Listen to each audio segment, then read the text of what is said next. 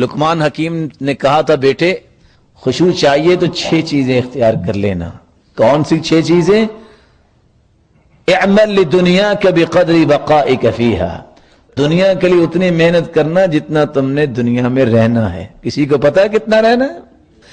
وَاعْمَلْ لِلْآخِرَةِ بِقَدْرِ بَقَائِكَ فِيهَا، اور آخرت میں جتنی لذتیں چاہتے ہو اتنا عمل کر لینا.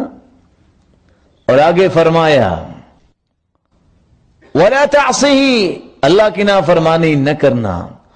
وَاعْمَلِ الْمَعْصِيَةِ فِي مَكَانٍ حَيْثُ لَا يَرَاكَ اللَّهُ، تیرا اگر جی چاہے گناہ کرنے کو چلو کر لینا، لیکن کرنا اس جگہ جہاں اللہ نہ دیکھتا ہو. کوئی ہے جگہ؟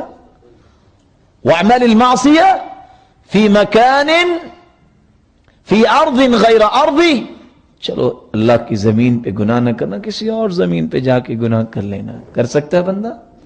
وَاعْمَلِ الْمَعْصِيَةِ بِقَدْرِ مَا تُطِيقُهُ مِنَ الْعَذَابِ، بیٹا گناہ اتنے کرنا جتنی سزا سہنے کی طاقت تیرے اندر ہے.